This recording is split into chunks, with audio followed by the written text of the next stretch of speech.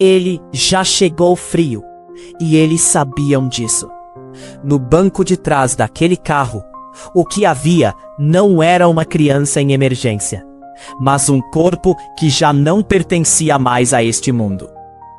Eram 3h50 da manhã de 8 de março de 2021, quando o silêncio da madrugada na Barra da Tijuca foi cortado pelos pneus de um SUV parando bruscamente na porta do Hospital Barra da Hora. Mas não se engane com a correria. O que aconteceu ali dentro, entre as paredes brancas daquela emergência de luxo, foi o primeiro ato de uma peça de teatro macabra que o poder tentou encenar. Monique Medeiros, 33 anos, professora, e Jairo Souza Santos Júnior, o Dr. Jairinho, 43 anos, médico e vereador, entraram carregando o pequeno Henry Borel, de apenas 4 anos. A cena que eles teriam vender era a de pais desesperados, mas médico conhece o cheiro da morte. E os profissionais que atenderam Henry naquela noite sentiram o gelo na espinha, antes mesmo de tocarem no menino. Henry estava pálido, as extremidades estavam frias, as pupilas dilatadas e sem resposta. Não havia batimento, não havia sopro de vida. Henry Borel Medeiros estava morto há horas. Você já esteve em um hospital de elite no Rio de Janeiro? Onde o sobrenome vale mais que o prontuário? Jairinho sabia exatamente onde estava. Ele não era um pai em luto. Ele era um político em operação de danos. Enquanto os médicos tentavam, por protocolo, uma manobra de ressuscitação, que sabiam ser inútil, Jairinho não chorava no corredor. Ele não caiu de joelhos. Ele usou o seu CRM, o seu título de médico, que ele quase nunca exerceu, para tentar agilizar as coisas. Ele pressionou. Ele queria que o atestado de óbito fosse assinado ali mesmo, como se Henry tivesse tido um mal súbito, uma fatalidade, algo que pudesse ser enterrado rápido, sem perguntas, sem autópsia. Faz logo isso, ele dizia, com a autoridade de quem manda na Zona Oeste inteira. Mas o corpo de Henry falava mais alto que a voz do vereador. O menino tinha hematomas que não batiam com uma queda. Tinha marcas que contavam uma história de dor, que ninguém ali queria ouvir em voz alta ainda. A equipe médica, sentindo o peso daquela presença autoritária, se recusou a assinar. Eles sabiam que se carimbassem aquele papel, seriam cúmplices. E é aqui que a gente começa a ver as rachaduras na máscara. Enquanto o corpo do filho ainda estava em uma maca fria, Monique Medeiros demonstrava uma calma que beirava o sobrenatural. Algumas horas depois, já no Instituto Médico Legal, o IML, testemunhas relataram algo que revira o estômago de qualquer pessoa com um pingo de humanidade. Monique foi vista estranhamente calma. Em um momento, ela esboçou o que muitos descreveram como um sorriso. Um sorriso, entende? Enquanto o laudo da necropsia começava a ser escrito, revelando que o fígado do filho dela tinha sido dilacerado por uma força brutal, ela parecia mais preocupada com a imagem que passaria ou com o que viria a seguir. O que o sistema não te conta é que naquela madrugada, o telefone de Jairinho não parou. Ele não ligou para a família para avisar da tragédia. Ele ligou para quem manda. Ele acionou os contatos, os favores, a rede de proteção que o rei de Bangu construiu em anos de política fisiológica. Eles acharam que Henry seria apenas mais um número, uma nota de rodapé abafada pelo prestígio. Eles subestimaram o que o corpo de uma criança pode revelar quando a alma já partiu. O laudo que saiu do IML foi o primeiro soco no estômago dessa versão oficial. 23 lesões. Você consegue imaginar o que são 23 lesões em um corpo de 4 anos? Infiltrações hemorrágicas na cabeça, no pulmão, no abdômen. O fígado de Henry não se partiu sozinho. Ele foi esmagado. Jairinho tentava usar sua influência para evitar que o mundo visse essas marcas. A verdade começava a vazar pelas frestas do condomínio Majestic, no luxuoso Cidade Jardim. A gente olha para essas pessoas, com suas roupas de grife e seus sorrisos harmonizados, e esquece que o mal não usa capuz. O mal, às vezes, usa ternos sob medida, e tem um gabinete na Câmara dos Vereadores. Jairinho não era apenas um padrasto, ele era o sistema em forma de homem. E Monique? Monique não era uma vítima das circunstâncias. Ela era a guardiã que abriu a porta para o lobo. E depois que o estrago estava feito, sentou-se à mesa com ele para planejar a limpeza. A pergunta que fica no ar, enquanto o corpo de Henry era preparado para um caixão que ele nunca deveria ter ocupado, é: por que ninguém ouviu? Por que, em um hospital cheio de câmeras e profissionais treinados, um homem se sentiu tão à vontade para tentar manipular a morte de uma criança? A resposta é simples e dói. Porque no Rio de Janeiro, o poder se acha dono da vida e da morte. Eles acharam que Henry Borel seria enterrado com seus segredos. Mas para entender como um menino saudável de 4 anos termina numa mesa de necropsia com o fígado dilacerado, a gente precisa voltar para onde o mal começou a se vestir de terno e gravata. Henry era o tipo de criança que você olhava e sentia vontade de proteger do mundo. Mas o perigo já estava dormindo no quarto ao lado. Para entender o tamanho da traição que esse menino sofreu, a gente precisa olhar para o homem que ele chamava de pai com orgulho. Leniel Borel de Almeida Jr., 38 anos, um engenheiro que vivia para o filho.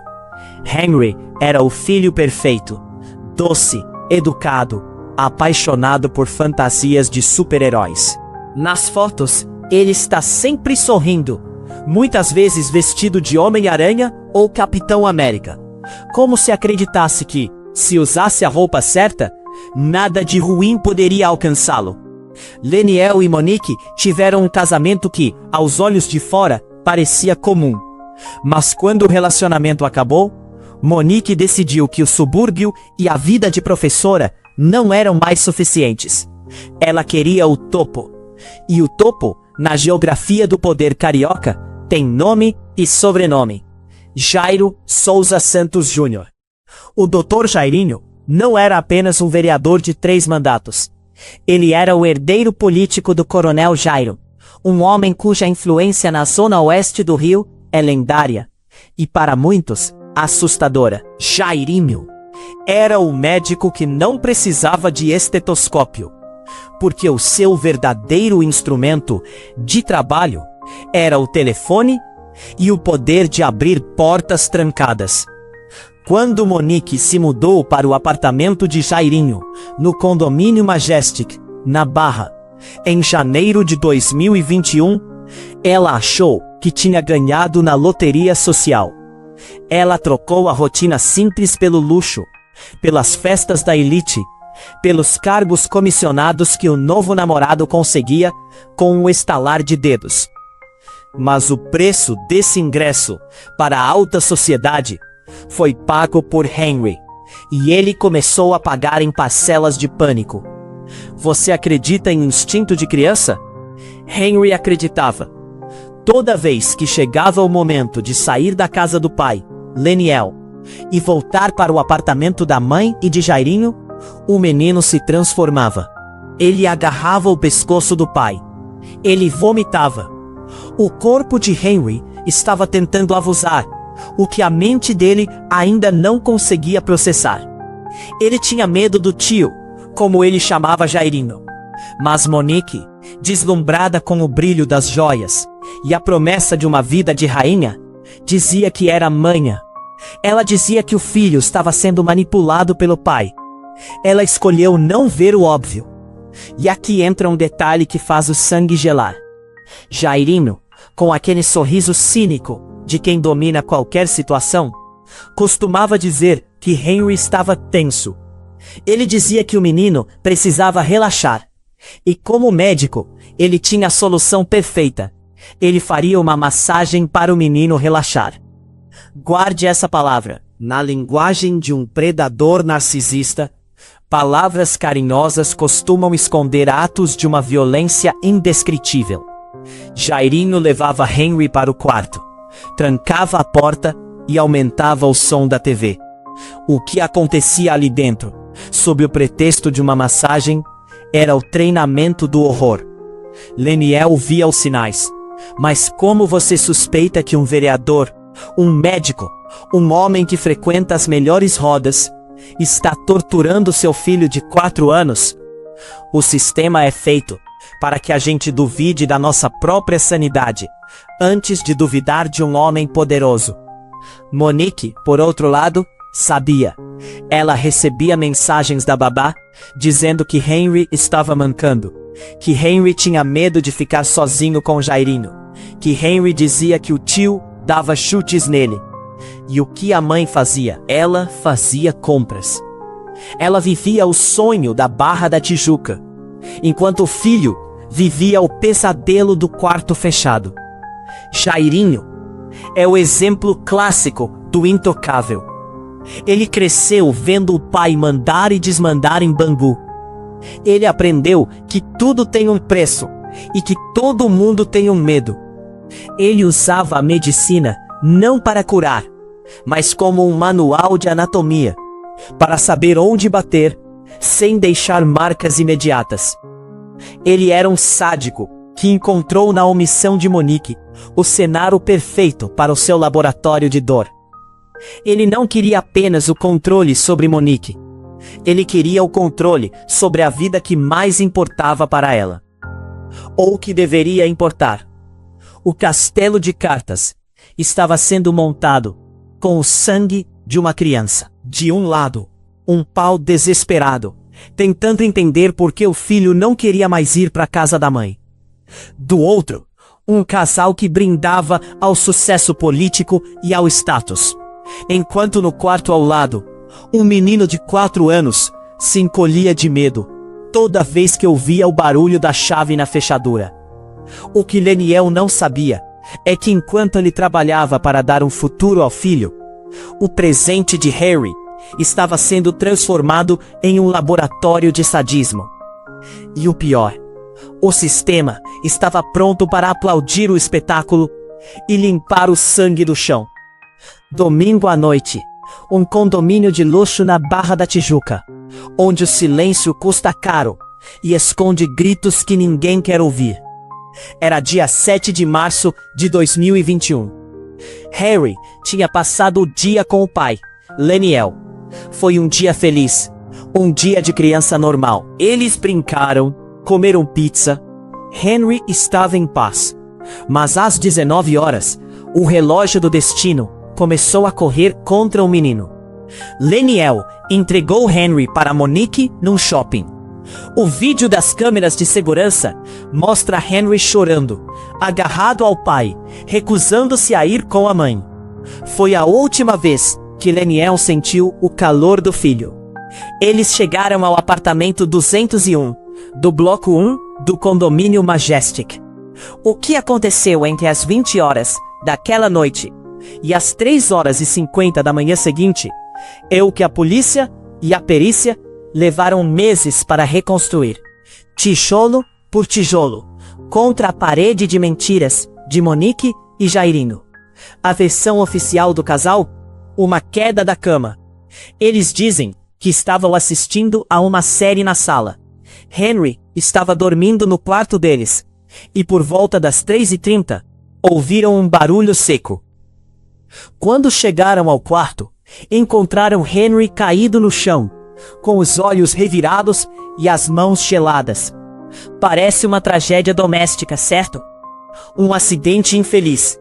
Mas a ciência não mente, e os números não aceitam suborno.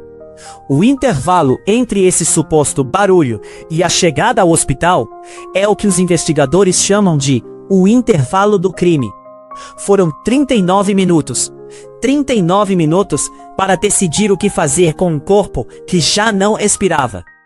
E quando a perícia entrou em cena, a história da queda da cama desmoronou mais rápido que um castelo de areia na maré alta.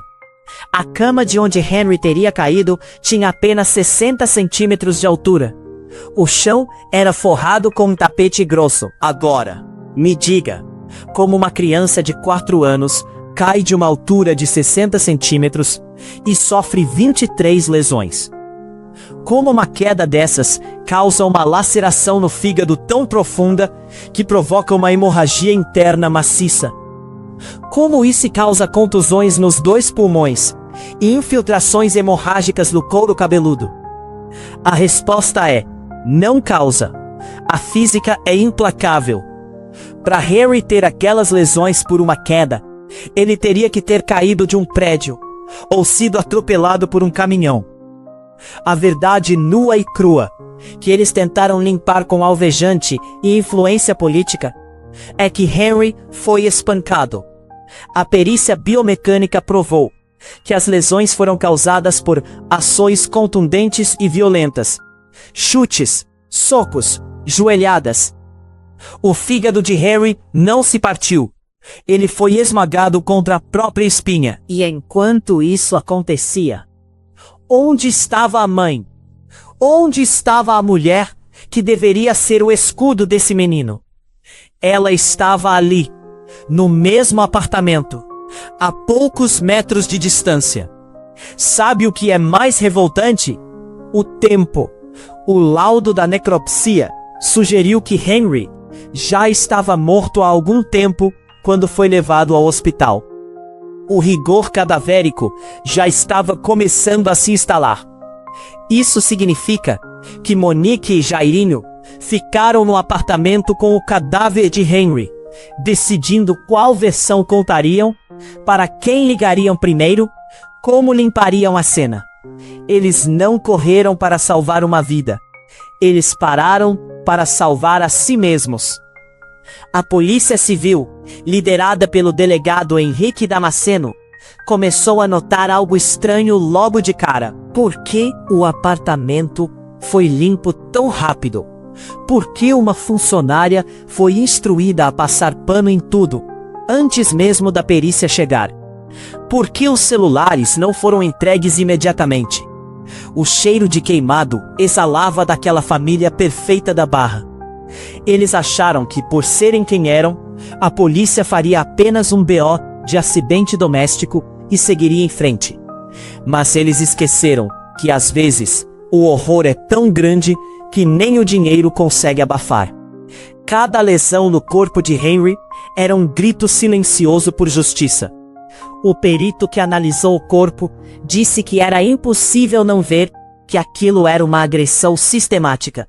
Não foi um acidente, foi uma execução lenta, dolorosa, feita por alguém que sabia exatamente onde bater para causar o máximo de dor com o mínimo de marcas externas imediatas. Ou assim ele pensava. Jairinho usou seu conhecimento técnico de médico para torturar. Monique usou sua omissão para permitir.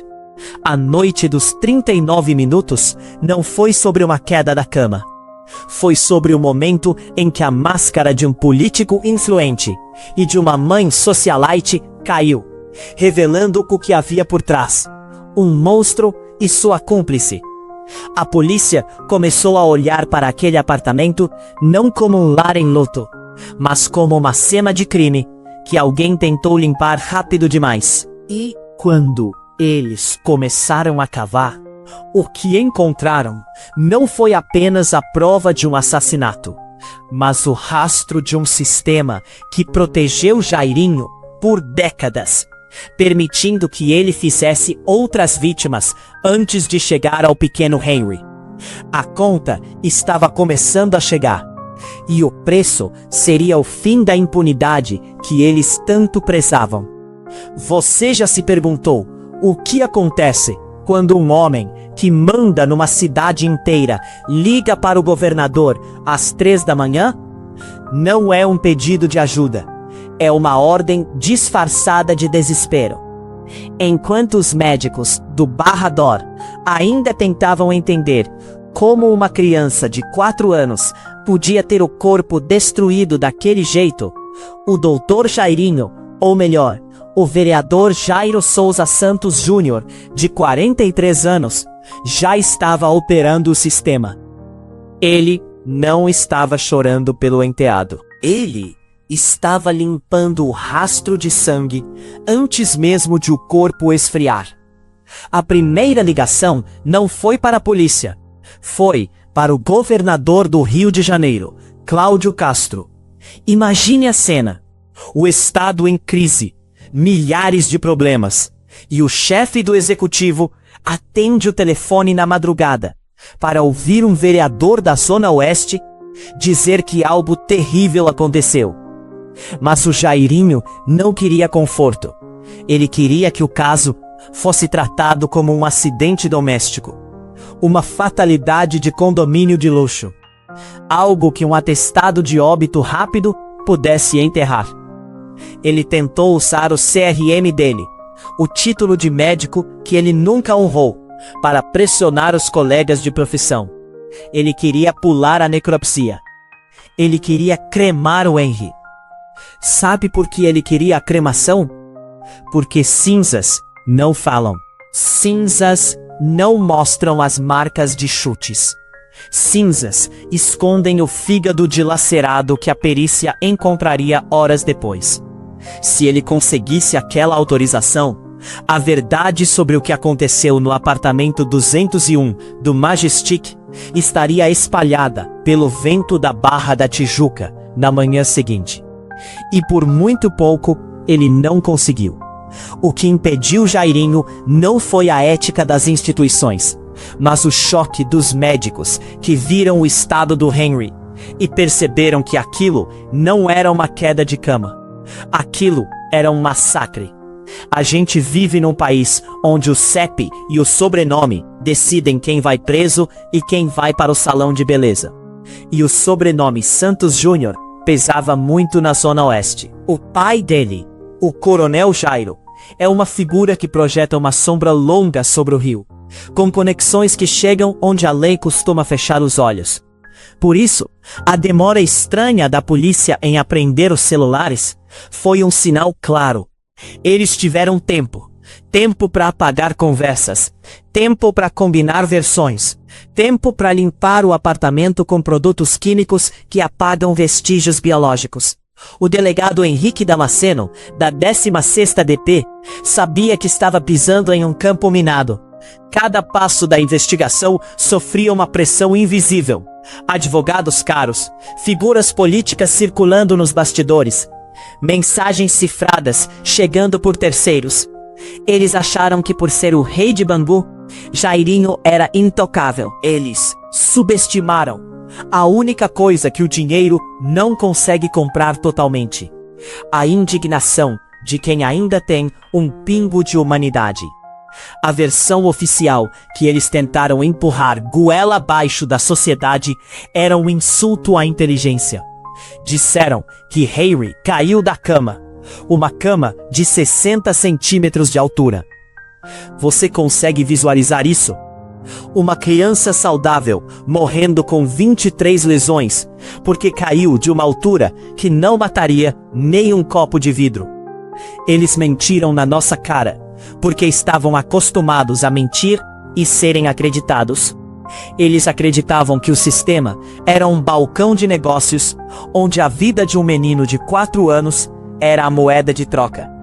Mas o que eles não esperavam é que o Leniel Borel, o pai, não ia aceitar o papel de vítima silenciosa.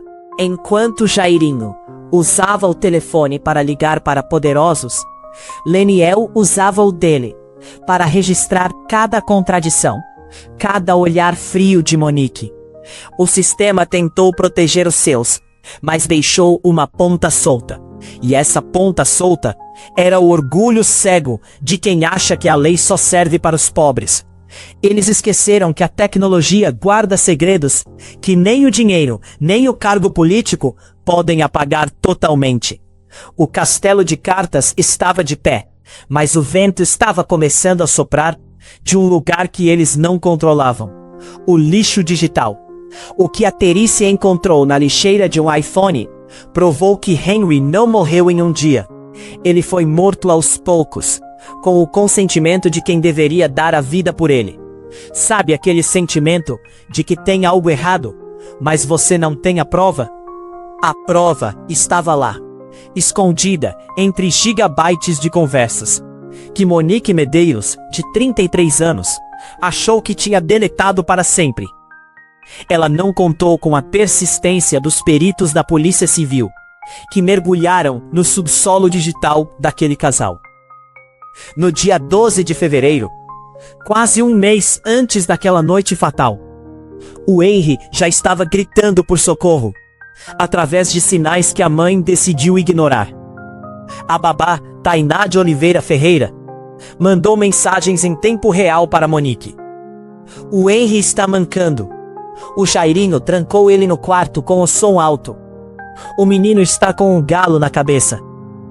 Monique estava no shopping. Ela estava cuidando da própria vida, do próprio status, enquanto o filho era submetido a uma sessão de tortura que o agressor chamava cinicamente de treinamento. A reação da Monique nessas mensagens é o que embrulha o estômago de qualquer pessoa normal. Ela não saiu correndo. Ela não ligou para a polícia. Ela perguntou se o Henry ia contar para o pai. Ela estava mais preocupada com a imagem do namorado poderoso do que com a integridade física do filho. Monique escolheu o cargo político na prefeitura, o luxo do condomínio Majestic e a vida de socialite da Barra. E a cada mensagem lida pela polícia, ficava claro que ela não era uma espectadora passiva. Ela era uma gerente daquela situação.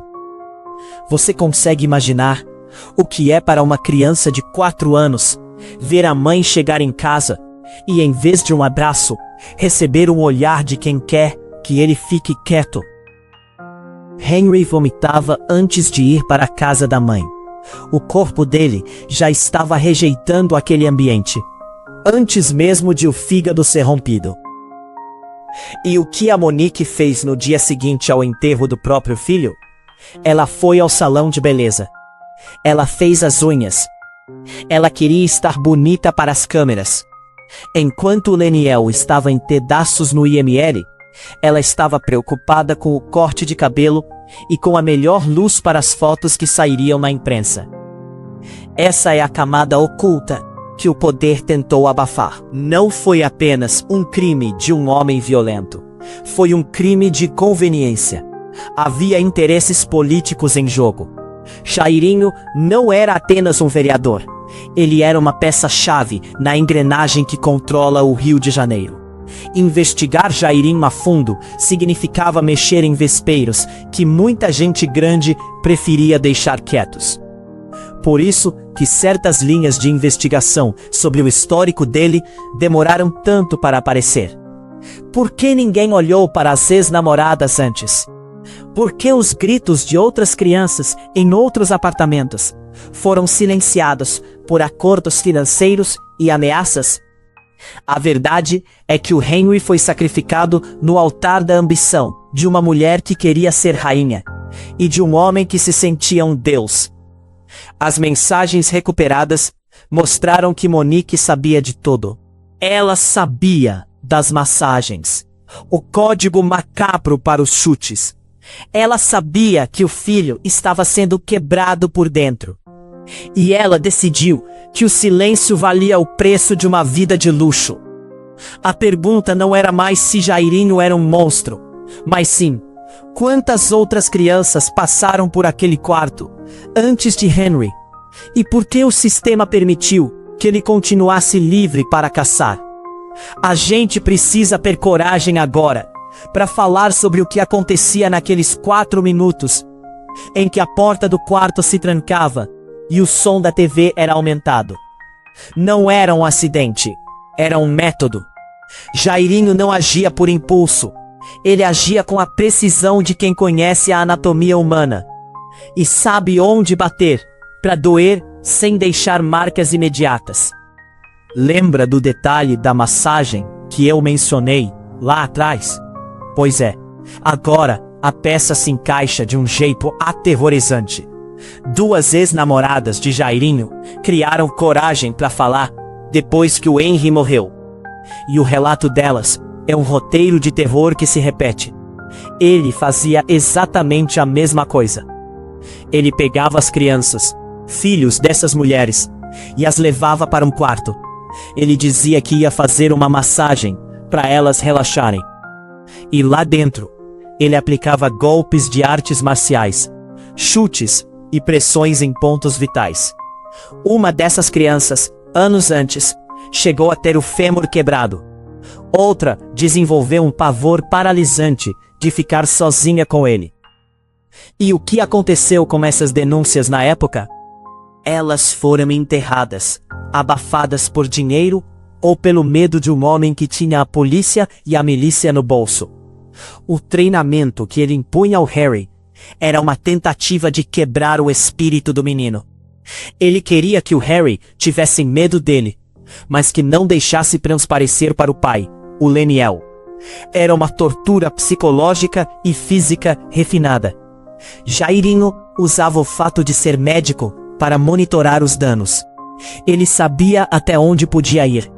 Mas naquela noite de 8 de março, ele passou do ponto. Ou talvez, ele simplesmente não se importasse mais. A perícia biomecânica da polícia foi implacável. As lesões do Harry eram compatíveis com uma ação contundente e violenta. Algo como um atropelamento ou uma queda de uma altura imensa.